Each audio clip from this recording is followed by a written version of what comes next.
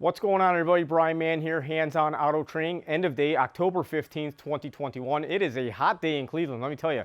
Listen up. Next Friday, October 22nd, we'll be giving away the second U-Scope. This is the AES Wave U-Scope. We're going to give away the second of 10 to any member of the Core or Premium. So get over to Hands-On Auto Training, sign up for the Core or Premium memberships. I have a lot of content up there I think you'll like. Let me know if you have any questions about that. Guys, I went back today, first job, to that Lincoln Navigator. This is the one I was driving down the road and the power steering belt blew off yesterday. Actually, it was a serpentine belt, but I lost power steering. I'm like, uh-oh, that was a challenge, right? But anyhow, I went back there. Guys, I want input on this one. I love hearing other people's responses and how you guys handle the stuff at the shop. Basically, I'm to the point where I want to go in cylinder on this and see what the exhaust back pressure is. This is an older vehicle. The O2 sensors probably aren't going to come out very easily. The exhaust, you know, the manifolds, actually it's got a cracked manifold, and we have the exhaust downpipes are super rusted. I mean, I don't think they're going to come apart very easily. Otherwise, I just drop the exhaust and take it for a spin. Now, I did disconnect the mass airflow sensor on this and try and drive it. It does the same thing. I actually got this thing to start breaking up, just putting into drive and power braking. It'll break up pretty bad, as you see here. Looking at the Mode 6 data, many people don't realize you can go in with your Ford IDS scan tool. In the top, actually you can access it through on the toolbar or the toolbox tab. Under OBD test modes, you can go right to your Mode 6. This thing's running pretty smooth right now, but check out how bad this thing runs when I accelerate. I'm hoping you guys can hear this okay. That was okay. Maybe you can watch the tach. Let me power brake it and drive just a little bit. Of course, it's making a liar of me now. I had this thing just acting up. Jabbing the throttle.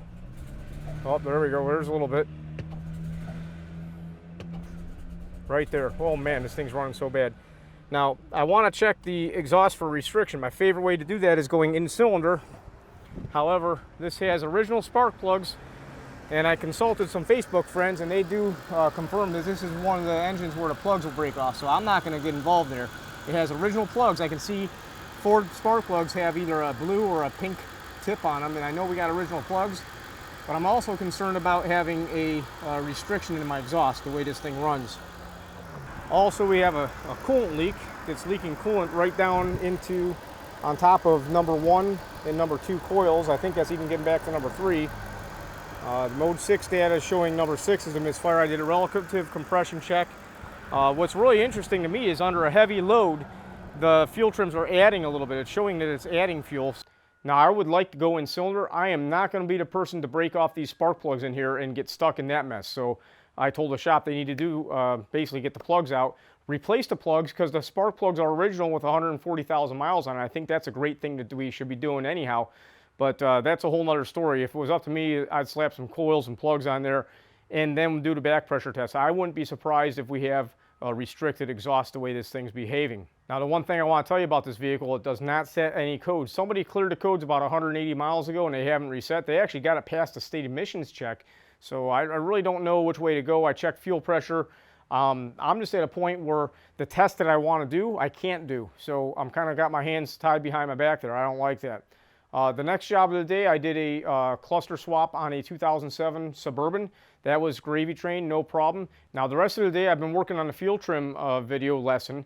This is going to be a video lesson on the membership site. I might put part of it to YouTube, but I really want to get people to the membership site, and this is on the free portion of the site. Once this video lesson is done, I will post that to the free portion of the site. I am going to make a worksheet. It's going to be a downloadable PDF, a basic PDF. It's going to be more or less a challenge for you. If you're working in a shop as a technician and you want to learn more about fuel trims and have a better understanding of it, you have to start seeing good values on good vehicles. We get to know what good is, we're going to easily find bad. So that'll be up soon. It's coming, guys, I promise. Now, this is that fuel injector control module for the 2005 LLY Duramax in the salt mine. This thing is going in the mail tomorrow. It's going to be shipped off. I'm really hoping that the person looking at it can take a good look and find out what's wrong. I do believe that this module's bad. I checked my powers, I checked my grounds. The communication line going to it is fine. The data line looks good. When I plug this module in, the data line goes bad. So I'm really hoping that this is the faulty module here.